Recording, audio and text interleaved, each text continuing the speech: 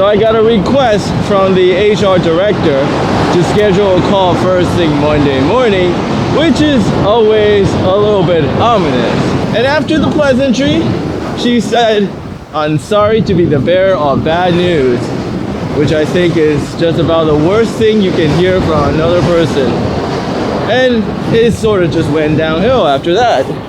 So I'm an architect. I never brought that up since most of my work are under NDA and I can't really talk about that anyway.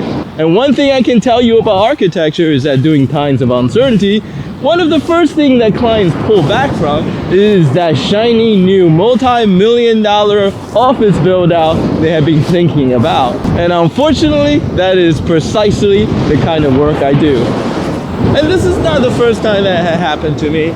I still remember the look of shock on my client's face the day the stock market crashed back in 2008. At the time, I was a little bit too young to recognize what the ramification, which I come to find out 2 weeks later when the hammer dropped. Now that I'm a little bit older and concerning the circumstances, I guess I can't really say that I was surprised by their decision. And the only consolation are that I can now say that I know exactly how the other 10 million Americans who lost their job within the last 2 weeks truly feel. And that is the number, since we just had a record-breaking 6.6 million unemployment claim last week, the scale of which this nation have never seen in its history. I guess what I'm saying is I can really use some friends right now. Please check out my LinkedIn profile and make a connection, where I'm also starting to post videos about interesting story that had happened to me in my line of work. NDA expire after you get fired, right? It is Saturday, April 4th, 2020, and it's week 3 of the soft lockdown here in New York City. And the news has gotten worse. There are now more than 57,000 confirmed cases of COVID-19 transmission, and more than 1,400 New Yorkers have lost their lives so far in this pandemic. The mortality rate had also gotten worse. Last week we were at 1.5%. This week has gone up to 2.4%. Area hospitals are all running at max capacity, and I have also read that based on projection, we're only 6 days away from running out of ventilators. Furthermore, based on the number that Governor Cuomo had released, the peak of the caseload is not due until April 15, which is still a week and a half away, which only means that the mortality rate will continue to worsen and the number of deaths will continue to rise. Now, for a reason that is completely unrelated to the pandemic, me and Kelly had to go visit our doctor on a weekly basis for the last few weeks. Now, I had recently purchased an electric scooter for her so that we can get around more easily without relying on public transportation. However, the trip up to Columbus Circle in Midtown was a little bit too far for her to make, since she still practiced riding the electric scooter and trying to get more comfortable on it, which means that we would have to take the subway.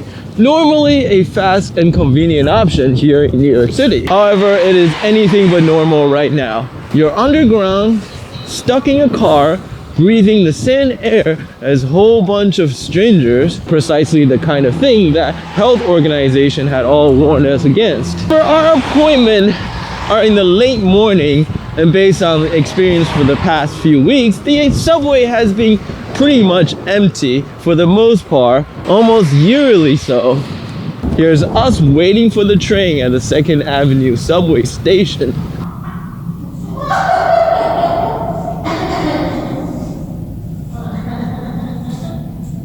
And for whatever reason, there was a lady that was laughing to herself the whole time.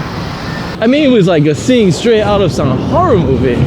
Now that we mind, of course, the less people there are, the safer it is. And for the most part, we have been feeling pretty safe, since there are typically no more than 5 or 6 people to the car, so there's no issues with maintaining social distance. But last Tuesday, the doctor asked that we show up to the clinic a little bit earlier.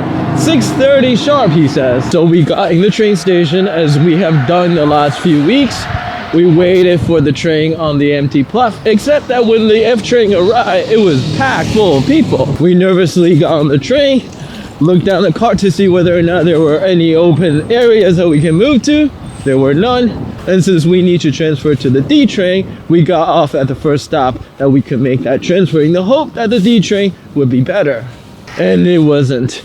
It was morning rush hour for all of those people who have to work to keep the city open. The grocery store workers, the delivery guy in their high-vis jacket, and of course, the healthcare worker in their green and blue medical scrubs. Most had a mask on, many were improvised.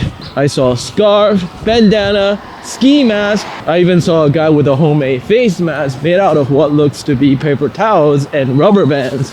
Everyone was slightly on edge. And then a man who wasn't wearing a face mask and about 3 feet from me coughed. A loud hacking cough that echoed down the otherwise silent subway train cart. Everyone froze for just a second, and then immediately we all head down towards the opposite end of the train to get away from the coughing man. And then, of course, it got even more crowded on one end of the subway train. And at that point, there were so many people that it was basically impossible for us to maintain any sort of reasonable distance with other people. All I and Kelly could do at that point was just to simply huddle close with our head down and hope that our stop would come quickly.